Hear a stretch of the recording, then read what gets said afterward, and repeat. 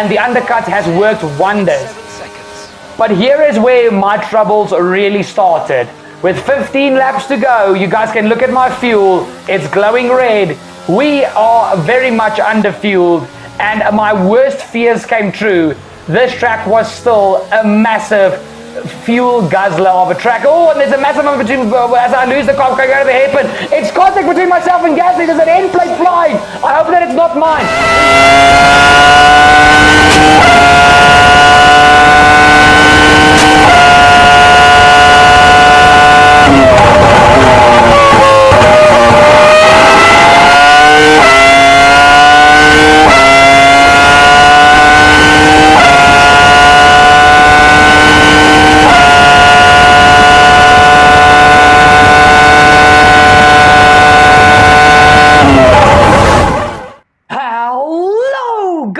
Turbocharged 51 over here. I hope you're having a splendid day wherever you are in the world.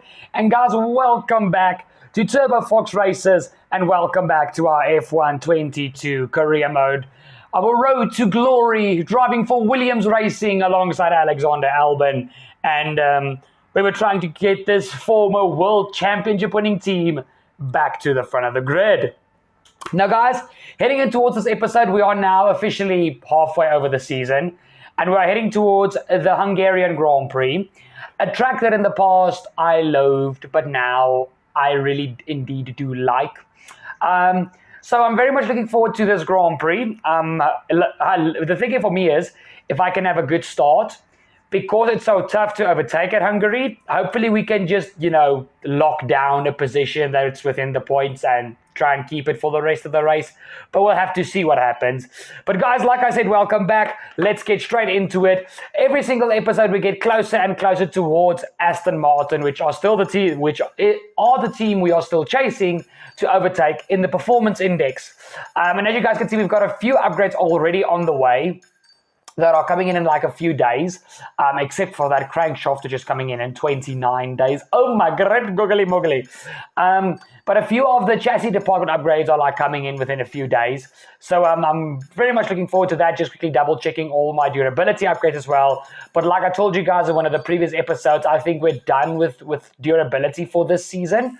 We will focus on that once again next season. But yeah, guys, things are going well so far in this season. We have racked up a lot more points than I think anybody thought that we would. So even if we don't score any points for the rest of the season, it's still going to be a good season nevertheless. But you guys know me by now, we're still going to chase those points. Because I want to get this team to at least midfield level at the start of next season. But that is going to be easier said than done, in all honesty. So you guys see that we got a few upgrades on the car. Those chassis upgrades came in. I bought a new chassis upgrade. And everything is looking all nice and dandy. I still think we are behind Aston Martin, but that will be shown with the performance index. And you guys can see myself, just a quick little average speed challenge in the McLaren Artura. This was actually a pretty hard challenge. I tried it multiple times. Couldn't get over, couldn't get the gold of 135.59. But I got the silver like literally on the first few tries. So there was nothing too bad about it. But yeah, I just eventually was like, okay, I'm over it. I'm giving up. Let's get to the real reason everybody is here for the video, and that is the Formula One cars. So I got disqualified for this attempt round number 2. Don't pay any attention to that. But we got our 500 acclaim, and now we're heading towards the performance index. So guys, we've got 6 rounds left in this season, including this one. So after this episode, 5 more rounds, which is Belgium, Italy, Singapore, Brazil, Abu Dhabi.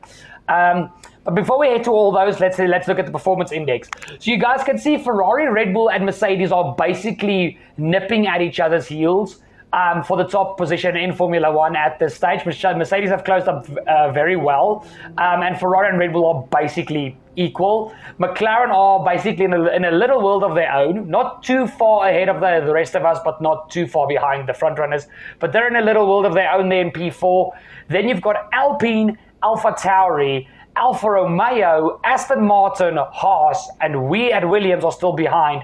But basically the gap from Alpine in P5 to us in P10 is next to nothing. So the thing is, as soon as the Williams teams, as soon as our major and ultimate upgrades start coming in, we have got a big opportunity to jump a few places in the performance index.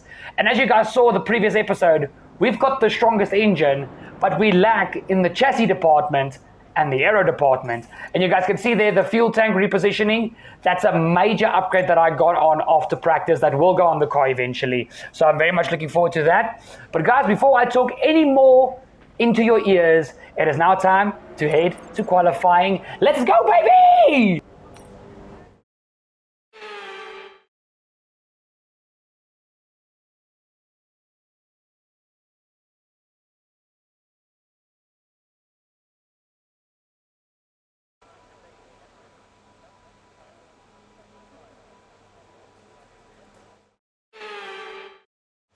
So as we sit in the car ready for qualifying, you guys can see we've got a braking system fault on the Williams. It's only going to lose us 90 seconds of our quali session, so it's not the end of the world. We're in any case probably aiming to stay to fall out in Q1, if I can put it that way.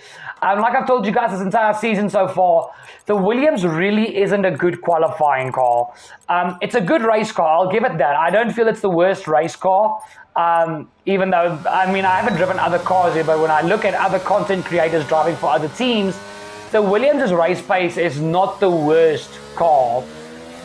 I would personally give that to the Aston and to the Alpha Tauri. But qualifying, the Williams is by far the worst. So that is the main thing we need to work on with this car.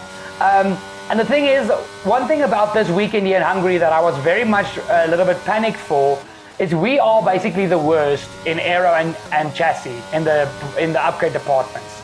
And this is a total aero and chassis track. So I wasn't very confident in qualifying. As you guys see at the end of our second run, I was more than 2.5 tenths down. So a quarter of a second down on my fastest lap, so I just bailed out of the lap. Got into the pit lane, strapped on a new set of tires, and we're going out for another lap now for our final lap in qualifying. And yeah, guys, I was very stressed about this weekend because in the two departments we lacked the most were the two departments that were like, it's basically, this track's nickname is Monaco without the barriers. So it's a very high downforce, high chassis reliant track, and we don't have anything good in that department. But we're still going to try and be positive and stay positive, and hopefully the least valid point of the car, the engine power, can carry us a bit this weekend. But as you guys can see, in the middle sector, heading through the middle sector chicane, I was a little bit slow on entry there as I hit the inside curve very, very viciously there. But going through this S section now, just down to 5th gear, up into 6th gear once again. You basically go down to 5th to get the car turned in, up to 6th to not have oversteer coming out of the corner, into the final 3 corners, the 90-degree right hand, and then into the double hairpin. Well, the 2 hairpins were all after each other, let me put it that way. Into the final corner, you guys can see we have gone green first sector, so it's personal best for us. Power on the way out, open up DRS, and we come across the line, and it's going to be a P! Once again, P out of qualifying. Guys, I think I'm going to say that until we make a Q2, because we haven't made a Q2 yet. The AI in qualifying is insane. Although we are not lost, we have managed to not be in P20. We're ahead of one of the Aston Martins, Lance Stroll. I'll take it, but you guys can see me and Alex, we're half a tenth away from each other. It's a lot of work to do, but now it's time for the Hungarian Grand Prix.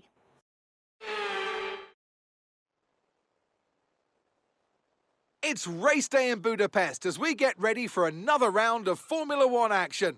We're not expecting too many retirements at this circuit. There are plenty of current and former drivers with flawless finish rates here. In particular, Ralf Schumacher, who made it across the line in all 10 of his Hungarian Grand Prix starts. We're northeast of Budapest for today's race at the 2.7-mile Hungaroring circuit. 14 corners here, 8 to the right and 6 to the left, on a track where downforce is king and passing is notoriously difficult. Before we begin, let's take a quick look at the grid lineup for today's race. An immense lap from Lewis Hamilton yesterday puts him on pole position. And it's Charles Leclerc in P2. Looking at the rest of today's grid, we have Russell, Sainz, Max Verstappen and Perez, Norris, Ricciardo, Fernando Alonso and Valtteri Bottas, Ocon, Gasly, Yuki Tsunoda and Magnussen, Mick Schumacher, Vettel, Guan Yu Zhou and O'Connor. Stroll and Alex Albon picks up the last spot on the grid. That's it then, it's time to go racing as we head down trackside for today's race. And a warm welcome to Natalie Pinkham, who's beside me in the commentary box today. Why don't we start by discussing Alex Albon? As ever, the threat of unreliability is never far away, and indeed they'll be starting out of position today due to power unit component changes. It's going to be a difficult task to move forward from there. Everyone has to deal with penalties or reliability issues from time to time throughout their career. You just have to suck up the pain and get on with the job at hand. Today isn't about performing a miracle to put the car back where it should be. It's about effective damage limitation.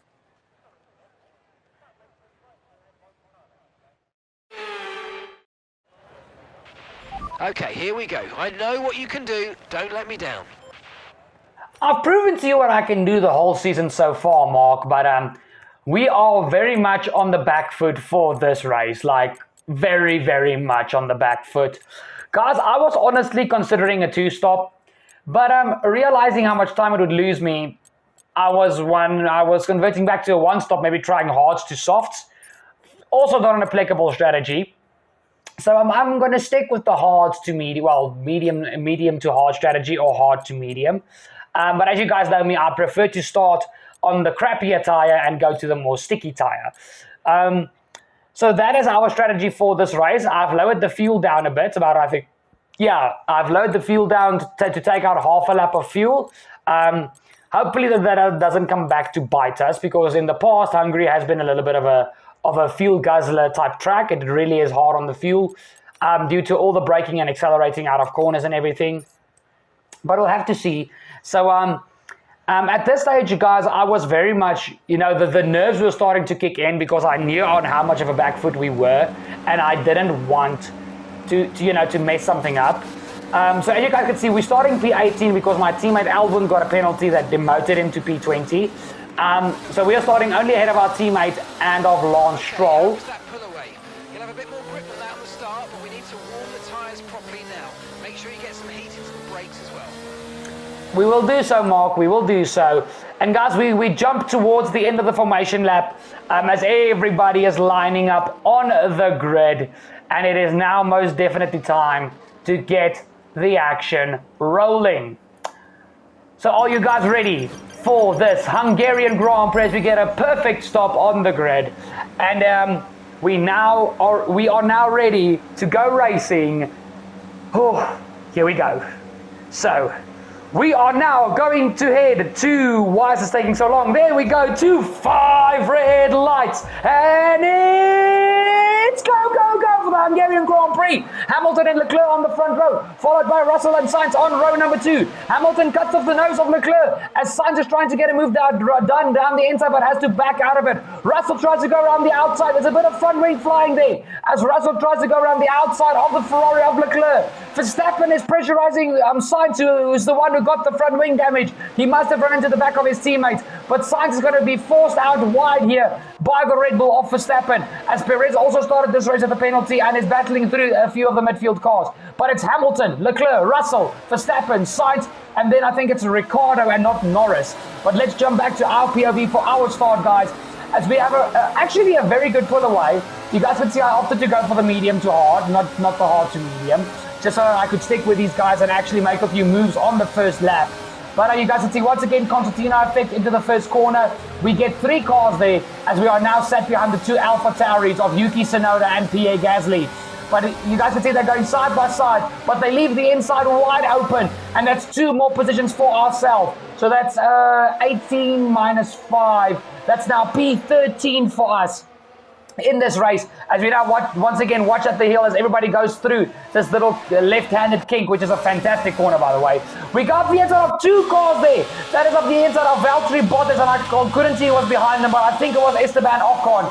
That's another 2 positions gained if we can make this move stick on Bottas. Bottas is very aggressive over that middle sector chicane curve. He tries to force us off the track, but we just take no for an answer as we are now behind Lando Norris. And the reason all these guys are so slow is they're being held up by the crawling Carlos Sainz with front wing damage. He is now holding up Perez, Norris, myself, and all these guys at the back. That's the reason I could pass so many of these guys. But up the inside of Norris we do go. That's a beautiful side-by-side moment for myself and the Brit. I try to move around the outside of the hairpin. We've got the grip. Do we have the car? Yes, we do. We are ahead of Lando and now right behind the Red Bull of Sergio Perez. But I highly doubt we will hang on to the back of the Mexican as Carlos Sainz dives into the pit lane.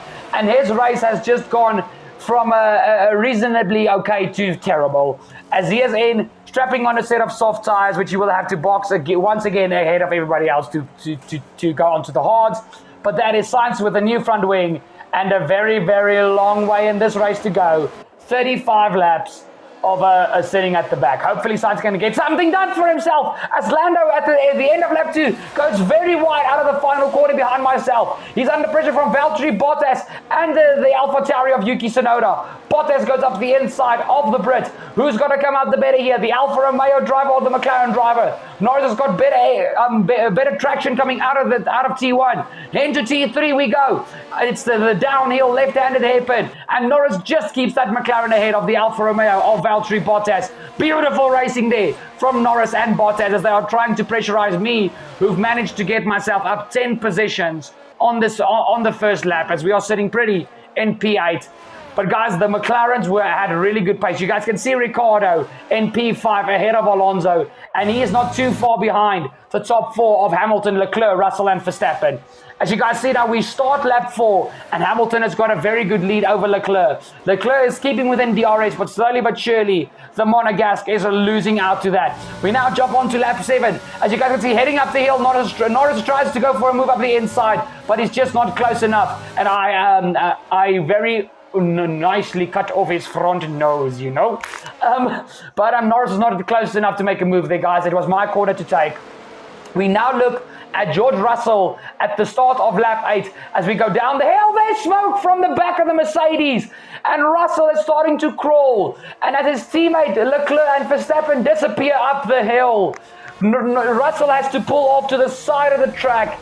And that is the young Mercedes driver's race over. And that is us now up into P7. But Russell's race is over. And we've got 3 constructors now in the top 3 positions. Hamilton for Mercedes, Leclerc for Ferrari, and Verstappen for Red Bull. It's Ricciardo. Oh, we've got 5 constructors in the top 5 positions, guys. We've got Ricciardo P4 for McLaren and Alonso P5 for Alpine. That is kind of cool. As you guys are now looking at Carlos Sainz, who's caught up to the back of Guan Yu Zhou, going for a move here on the Chinese rookie. Through the final 3 corners, Sainz just keeps trying to get past Zhou, who's not making it easy for him. But eventually Zhou yields, and that is Sainz up into the wooden spoon, P18. We now jump on to the end of lap 9 and the start of lap 10, guys, as we run through the final corner. You guys can see the tire wear is quite horrendous. We are already sitting just below 40%, and it's only the start of lap 10. But here comes Lando Norris, guys. And guys, at this stage, there was no point in even trying to defend this anymore. I was busy using up my ERAs way too much, and that was gonna make me suffer at the end of the race where I knew I was gonna have to defend again. So I let Lando go. Considering Ricciardo's pace fighting with Alonso, it was very clear that Lando was much faster than me, probably like 1 second to 2 seconds a lap. Okay, not 2 seconds, about half a second on a good lap for me and 1.5 seconds on a bad lap. And we come towards the end of lap 14, and guys, out of desperation to keep hold of P8 and stay in the points, I'm going for an undercut about 2 laps earlier than my initial stop window, because the hards are very durable around the Hungara ring. So I was going to take 1 lap to heat up these tires and then just push like an absolute madman. Because I'm not going to lie, the grip levels on those mediums at the end of the previous stint was quite terrible. I come out ahead of Guan Yu Zhou, that is all nice and dandy. We've got a clean track ahead of us, so we can now push. We've got 3.5 seconds to Esteban Ocon. So we've got clean air, we can push now. So here you guys can see, we look at Bottas, who's battling with the two AlphaTauris of Gasly and Tsunoda, who are actually having a pretty good race, I have to say. As Gasly tries to go up the inside of the fin, it is AlphaTauri v Alfa Romeo, the two Alphas battling it out. And Gasly gets the move done on Bottas as he's now up into the P8 that we relinquished with our pit stop. Sainz has also come in for his second pit stop, guys, and he's now on hard tires, pushing to the end of the race. So Sainz is still in with a very good shot to get points here.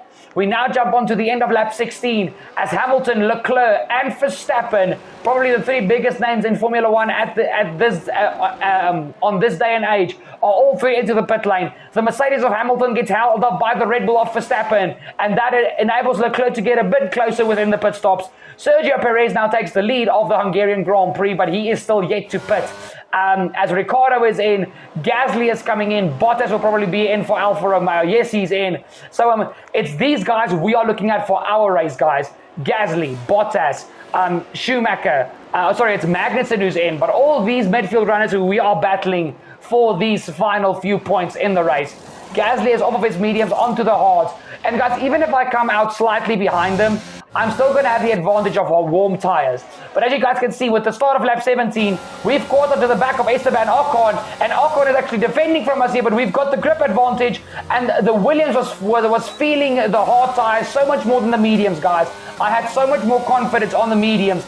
As soon as they warmed up, I could feel the Williams was more catered towards the hard tires. So I had a lot more confidence on this fresh set of tires. We now jump towards the end of lap 17 as Checo Perez is into the pit lane. Hamilton, Leclerc, and obviously Ricciardo will stay out. Norris, however, will pit. And guys, he's so far ahead of me. I was not even trying to get an undercut done on Lando.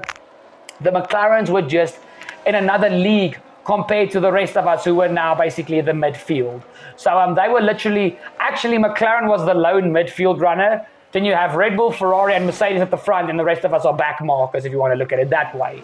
But Alonso is, that was very good timing there from the Red Bull crew as Perez comes out just ahead of Alonso as he's trying to get onto the back of his to get past Alonso and Ricciardo so that he can get a P4 and finish behind his teammate Verstappen. But I highly doubt the Mexican is going to catch up to his teammate. So you guys can see we've defended P8 successfully and the undercut has worked wonders. But here is where my troubles really started. With 15 laps to go, you guys can look at my fuel. It's glowing red. We are very much underfueled, and my worst fears came true. This track was still a massive fuel guzzler of a track. Oh, and there's a massive amount between, as I lose the car, going over the hairpin. It's contact between myself and Gasly. There's an end plate flying. I hope that it's not mine. We go once again up the inside of Gasly as he's a little bit late onto the brakes for that uphill left-handed kink. But guys, I just had a little bit of a tank slapper midway through this corner. I think it's because I dipped my left wheels onto the grass. And as I ran wide and tried to rejoin the track, I didn't realize how close Gasly was to me. And I've broken Gasly's left front end plate. I think I deserve more than a warning for that. That was a bit dangerous driving. So I do apologize to the Frenchman, one of the drivers I support the most in Formula One currently. I do apologize, Pierre. But guys, honestly, that was just me getting a bit flustered and rejoining the track a bit too quick. I'll mention that. But now I'm under pressure from Gasly's teammates Tsunoda, Magnussen, and looky at the cookie in P11, guys. Carlos Sainz has fought himself all the way back up into P11. And even though that Ferrari is on much more worn hard tires, it's just a much faster car than any of us here. All the way up to Perez and Ricciardo. He's even faster than Ricciardo, but you guys know what I mean. This Ferrari is Red Bull and Mercedes level. So the only reason he's still behind us is because we are all stuck in a DRS train, which is led by myself. So as long as the DRS train keeps going, Sainz is not getting anywhere. But you guys can see there was a little bit of a kerfuffle between myself and Tsunoda. He went wide coming out of the S's. He enables Magnussen to get past him. And also, Magnussen's teammate Schumacher is going side by side with Carlos Sainz. He defends from the Ferrari driver. And I'm sure Carlos is very, very frustrated at this stage, guys. He just wants to get into the points. But thanks to the DRS train, there's nothing that Sainz can do.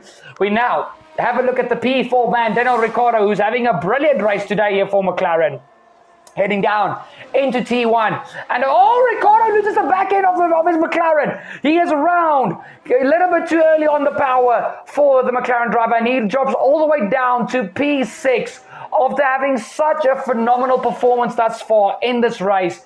Ricciardo falls down to P6. Perez is up into P4, 11 seconds behind his teammate Verstappen, and Alonso is promoted up into the top 5. As you guys can once again see, Carlos Sainz is now under pressure from Sebastian Vettel as we've got 6 laps to go. And Sainz runs into the back of Mick Schumacher in the Haas and breaks his wing for the second time in this Grand Prix. But this time it's so much worse because the entire front wing is gone. That is just rotten luck for the Spaniard. And guys, after that, there was really nothing more that happened in this Grand Prix. Hungary, Monaco without the barriers. I mean, there's not really much overtaking that happens here. And with this new tyre strategy that you can choose any tyre to start the race on, and the AI making some bland choices, not too much happened. But guys, this man has raced dominant here today. He's done fantastic. He rounds the final corner for another historic win here around the Hungaroring. Lewis Hamilton takes the win at the Hungaroring, with Charles Leclerc who will come across the line 4.2 seconds behind the race winner, Lewis Hamilton. Verstappen will take P3 for Red Bull, a total of 6 seconds behind Leclerc. And then Sergio Perez will get P4 also for the Red Bull outfit, with Fernando Alonso for Alpine coming across the line in P6, and Ricciardo a disappointing Alonso P5, and Ricciardo will have a disappointing P6 after he for sure knows it should have been P4 at the lowest P5. But that's how the cookie crumbles. That is motorsport. And you guys can see, coming towards the final lap, I actually managed to save enough fuel and stick ahead of these guys that I had good pace to pull away from them in the final 3 laps. So the Williams the Williams really surprised me this weekend. The pace was a lot better than I thought, and even though my tire wear on the fronts looks terrible, the car still felt amazing. There was still tons of grip, and I was really impressed with the Williams' performance on these hards. But it's another good finish for us, guys. 32 seconds behind Lando Norris, but it's P8 and 4 points here at the Hungaroring. What a defensive performance! Okay, pick up rubber and bring it home.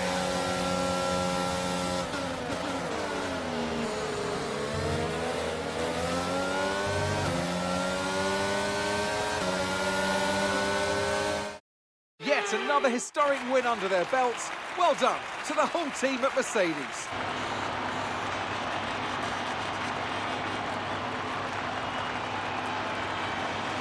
So Natalie, what do you think helped them deliver this result? I think it was clear what the main contributing factor out of the track was: speed. It sounds like an awfully reductive statement, but fast cars win races, and we saw that today with our winner.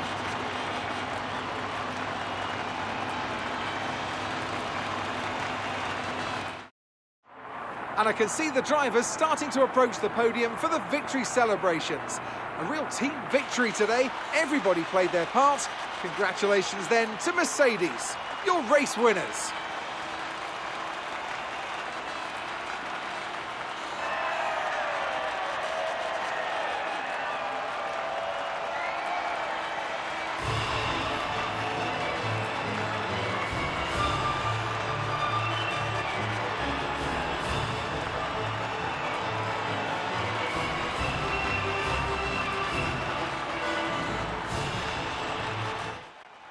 So let's review the updated driver standings. Charles Leclerc, currently leading the championship standings, extends his lead even further with this result. Let's focus on the driver of the day. Natalie Pinkham, come on, who do you pick? I have to give it to O'Connor. They pushed and found some fantastic performance. It was an absolute pleasure to watch. It's time to see how things are shaping up in the Constructors' Championship. No change in the top spot then, but with today's points, their hold on that lead is getting weaker. Meanwhile, good work from Aston Martin this weekend, who pushed themselves further up the order. It's been an absolutely wild weekend of Formula One action, and I can't wait to see what's next.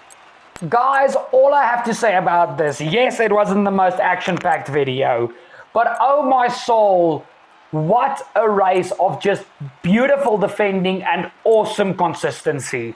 We are just, even though we can't stay consistent every single race, we are so consistent in this Williams. It is insane. We nearly got lapped by Hamilton, I'll give it that. The Williams still needs a lot of improvement, but we are still 8th in the Drivers' Championship. I don't know how. I don't think we're catching Lando, but and if Ricciardo keeps on with performances like this and he doesn't make mistakes, Ricciardo will catch us reasonably quick, as well as Alonso. But I think the worst we're looking at is P10 in the Drivers' Championship. I don't think Tsunoda, Gasly, Ocon or Bottas will catch us unless they start just scoring random podiums. So we are aiming for top 10 in the Drivers' Championship from this video onwards. Top 10 in the Drivers.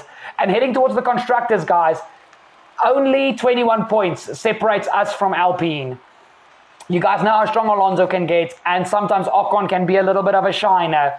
So we're going to have to watch Alpine. I think the fight against McLaren, unfortunately, is over. But guys, P5 in the Constructors, I think if we can fight, even if it's P6, if we stay above the two Alphas, Haas and Aston Martin, I'll take it. I'll take it any day of the week. But ideally, I would love to finish this championship ahead of Alpine. It'll give us such a boost heading into Season 2. It won't be measurable, to be deadly honest with you guys. And looking towards the Drivers' Championship, which I didn't even touch upon for the actual Drivers' Championship, guys, Leclerc still leads the way in dominant fashion. Verstappen P2. Hamilton and Max are looking like they're going to have another scrap with one another, but only for second place in the Drivers' Championship. Perez can also get himself into that fight, to be deadly honest. But unfortunately, Russell and Sainz no longer in it. And unless Leclerc has 5 terrible races ahead of him, I think we can look at our Season 1 world champion. It'll be good for Charles, it'll be good for Ferrari, but constructors-wise, there's still a few things that can happen, especially with Perez and Verstappen being so consistent. And don't count out Russell and Hamilton just yet. The constructors is still wide open between Ferrari, Red Bull, and Mercedes. But guys, once again, like I said, what an awesome race, what consistency. We've really done the bits this season so far. And I honestly think there's not going to be any problem for Williams to rehire us in Season 2, especially if we can start fighting in the midfield and start going for consistent points every single race. And from there on, work ourselves up to where McLaren and Alpine are now, you know, trying to bite at the heels of Mercedes, Red Bull, and Ferrari. Guys, imagine an Alpine, McLaren, and Williams championship fight where if we eventually overtake Red Bull, Mercedes, and Ferrari, and we are the 3 main teams in Formula 1 fighting for a championship. I think that'll be pretty cool in this alternative. I can't speak today. In this little universe that we've created ourselves. You know what I mean. So don't bash me in the comments. But guys, still, McLaren are on their way up, Alpine are on their way up, and so are we. And if Mercedes, Ferrari, and Red Bull are not careful, they might, before we get there, they might have McLaren and Alpine biting at their heels, especially if Fernando decides to stay with Alpine and Ricciardo and Norris keep up with these performances at McLaren. But guys, for now, that has been this video. Thank you so much for watching. Thank you so much for staying till the end. Before you click off the video, if you haven't done it yet, make sure to drop a like down below on the video. It's only going to take you a nifty 2 seconds. I highly appreciate that. So don't forget to drop us a like, yes. And guys, make sure to go check out the links in the description down below for all my other content, as well as my social media pages. If you enjoyed this video so much that you want to share it on your social media, please do so. Share it with your friends. Tag me in the post or the story after you followed me, and I will give you a shout out in a future video, as well as on my personal social media. And if this is your first time viewing Turbo Fox Races and you have not yet subscribed, what are you doing? Hit the subscribe down below and don't forget to ding that bell to never ever miss a future video here on Turbo Fox Races. Guys, like I said, as soon as the race was done, not the most action-packed video, but still a good race and consistency from us, a proper stellar performance from us at Williams. I mean, Alex wasn't even far off the points. So we are slowly but surely climbing this ladder, and hopefully soon we can be in the midfield. Thank you guys for watching. I love you guys, and I'll see you guys in the next video. Cheers!